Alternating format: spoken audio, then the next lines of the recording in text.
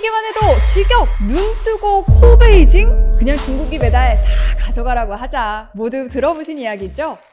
이해할 수 없는 편파 판정으로 논란이 된 세계인의 축제. 그 이면엔 더 크고 불편한 진실이 존재한다고 하는데요. 크리스천을 위한 200초 아라브강 다이제스트에서 알려드리겠습니다.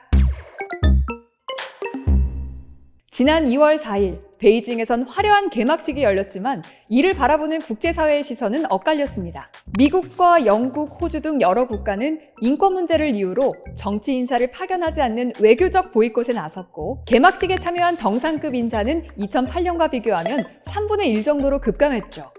그뿐만 아니라 세계 곳곳에선 중국 정부에 대한 항의 시위가 열렸고, 국제올림픽위원회 IOC에 대한 규탄의 목소리까지 이어졌습니다. 개인이나 국가가 스포츠를 이용해 부정적인 이미지를 씻어내고 문제에 대한 관심을 희석하는 스포츠워싱을 우려하기 때문이었는데요. 실제로 개막식에서 마지막 성화 봉송 주자로 인권 문제의 핵심 지역인 신장 위구르 출신의 선수를 내세운 중국을 향해 스포츠워싱의 전형적인 사례란 비판이 계속되고 있습니다. 경기가 시작된 후에는 여러 판정 논란이 일어났죠. 그런데 말입니다.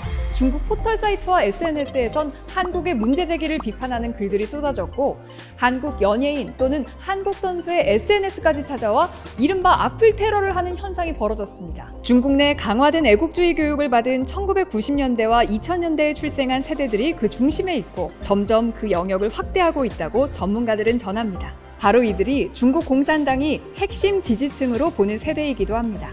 이와 같은 맥락으로 중국은 2018년 2월부터 어린이의 종교 활동을 금지하고 2021년 5월엔 종교 지도자들에게 조국을 사랑하고 공산당 지도자와 사회주의 시스템을 지지할 것을 요구했습니다. 동시에 수년에 걸쳐 대규모 선교사 추방을 진행하며 사실상 교회 말살 정책을 펼쳤습니다. 이렇게 중국 내 기독교 박해는 끊임없이 증가하고 진짜 진리를 배울 기회마저 사라지고 있었습니다.